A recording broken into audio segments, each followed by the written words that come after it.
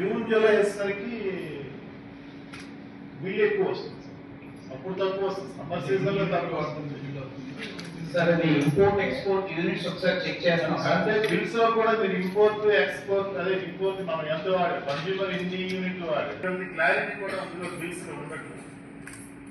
Bill separate గా ఏపీపీడీస్ smart meter app కూడా ఉంది సార్, అది కూడా ఉంది. దాంట్లో కూడా మేము ఆ యూనిట్స్ అవి డెఫినెట్ గా అది ఎక్స్పోర్ట్ ఇంపోర్ట్ అయితే మాత్రం అందులో డెఫినెట్ మీకు బిల్లు వస్తాయి సార్. ఎన్ని యూనిట్స్ ఎక్స్పోర్ట్ అయింది, ఎన్ని యూనిట్స్ ఇంపోర్ట్ అయింది అని వస్తుంది సార్.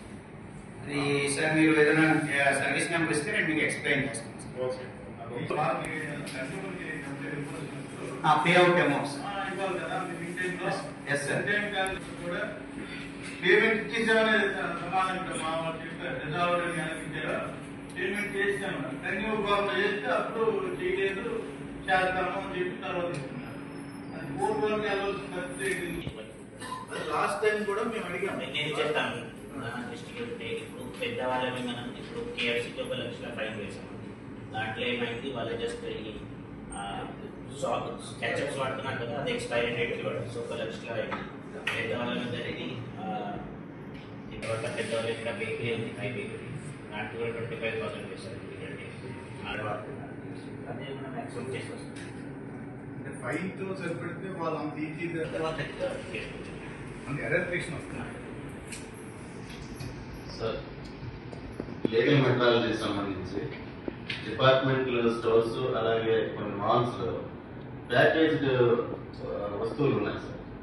వాటిపైన ఎటువంటి కూడా వివరాలు ఉండండి. లేబులింగ్ ఏమనేది ఏమి ఉండదు, జస్ట్ బిఫోర్ ఎక్స్పైరీ డేట్ దీనిపైన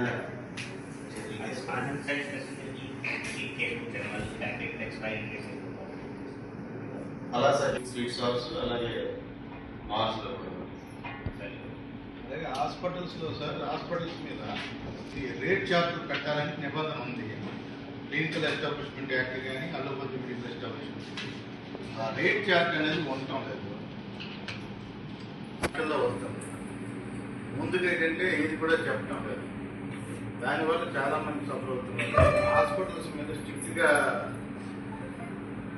విజిలెన్స్ అయితే ఉంటాం. ఒకటి రెండోది రిజిస్ట్రేషన్ చేయవలసిన అవసరం ఉన్నప్పుడు చాలా